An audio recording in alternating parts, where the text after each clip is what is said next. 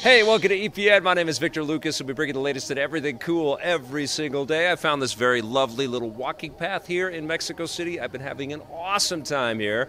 We've got a rundown to get to. This one is dedicated to Evan Wenzel, who says my voice brings back some great memories, and also Joey G, who is very happy that he found our channel because he used to watch us on TV. Thank you so much. Let's get started with your rundown. It's official, Google is getting into the console business. Or more accurately, they want to completely change the console business. Earlier today at the Game Developers Conference in San Francisco, Google unveiled Stadia, their cloud-based game streaming platform that will let you run full console and PC games pretty much anywhere. Like other cloud platforms, you don't have to download or run anything locally, which means you can run games on pretty much anything without the need for expensive computer hardware or traditional consoles, as long as you have a fast enough internet connection. We actually went to buy the least powerful PC we could find here. You'll even be able to switch between different devices like a laptop, phone, and TV on the fly and pick up where you left off in the game. Google hopes that streaming will take gaming out of the box, literally and figuratively, and open up the market to new people and make gaming in general more accessible and affordable. As for controllers, Google says that Stadia will work with a variety of third-party controllers, and they're also making their own custom controller, images of which leaked online earlier this month. As for what games you'll be able to play, they're partnering with big third-party publishers like Ubisoft and Bethesda to get their biggest titles on the platform, and even boasted that the upcoming Doom Eternal will run at full 4K and 60 frames per second. Google says that Stadia will actually get up to 8K and 120 frames per second, although we'll believe that when we see it. The widespread adoption of 8K is inevitable. Google actually began testing Stadia last year with Assassin's Creed Odyssey, back when the platform was still known as Project Stream. Stadia is slated to get a full launch later this year, with Google planning to announce more details, including price options, this summer. This is the first step in the journey. It's already been decades since Atari released their last console, and for their new one, it looks like they need a little more time. They've delayed the release of their new gaming system, the Atari VCS. It was slated to land this spring, but will now hit stores this holiday season, and the reason for the delay might actually make fans happy. Atari says they need the extra time in order to upgrade the system's custom-built AMD chip, going from an older Bristol Ridge model to the all-new Ryzen chip, complete with high-performance Radeon Vega graphics architecture and 2 Zen CPU cores. That's a fancy way of saying they're making it more powerful. The Atari VCS, first announced in 2017, is a new system that will run new games, but also comes with a library of Atari classics from decades ago. Atari has described it as a combination of old and new, so the introduction of a better chip sounds like it will have a stronger emphasis on the new. No word yet if the better chip will affect the cost of the final product.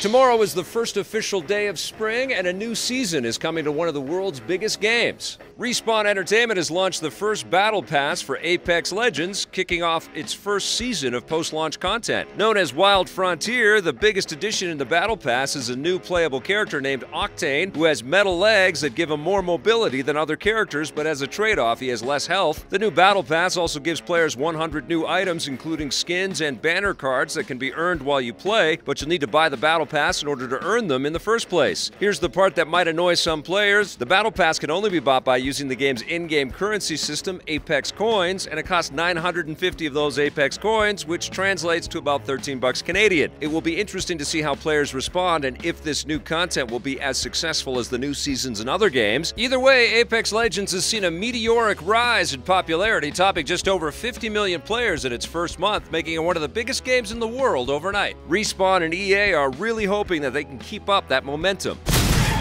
Another big shooter franchise is launching a new offensive to conquer mobile. Activision has unveiled a new Call of Duty mobile game called simply Call of Duty Mobile. It's a free-to-play game that brings together different multiplayer maps from all the best Call of Duty games, including Nuketown and Crash, as well as popular modes like Deathmatch and Free-for-All. There have already been several Call of Duty games released on mobile platforms, most of which weren't very well received, so Activision is hoping to gain ground this time around. To help, they've recruited Chinese gaming giant Tencent, which has already partnered with them to create the PC-only game Call of Duty Online for Asian territories. That has been a huge success, so we'll have to wait and see if Tencent will also be able to help the franchise catch on in the mobile space. Call of Duty Mobile deploys on iOS and Android devices later this year. Activision has already confirmed that a new console game is coming this holiday season.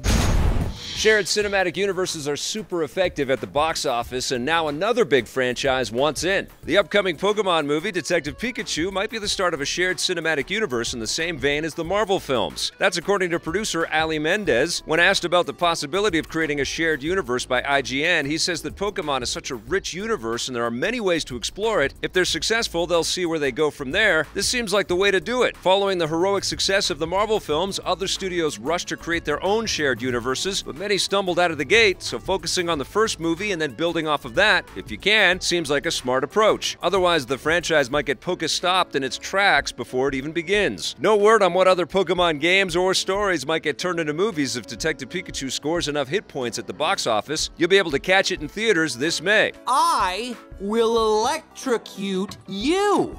Netflix is taking another big step into the world of interactive entertainment. They've released the first teaser trailer for their new interactive series, You vs. Wild, featuring British survivalist Bear Grylls. The 8-episode series will let audiences watch him struggle through different outdoor environments, but this time they'll be able to decide what choices he makes at key points in the narrative. It's unclear if there are any negative consequences that follow bad decisions, so hopefully you don't get him killed. This is the first big interactive Netflix series aimed at adults, following a string of interactive cartoons aimed at youngsters. Netflix has also experimented with interactive adult-oriented entertainment like the interactive episode of Black Mirror called Bandersnatch, and they've even released the point-and-click adventure game Minecraft Story Mode from defunct developer Telltale Games. You vs. Wild is just the company's latest step toward interactive entertainment, and they say their plan is to have more in the near future as streaming technology gets better. I wonder if Google could help them out with that. You vs. Wild begins streaming April 10th.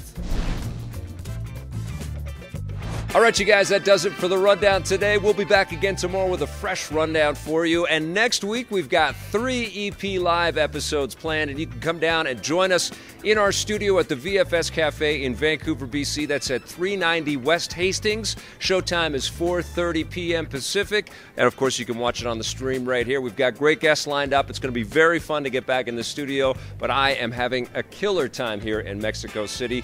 We'll be back tomorrow with fresh content. Thanks for watching, everybody. Play forever.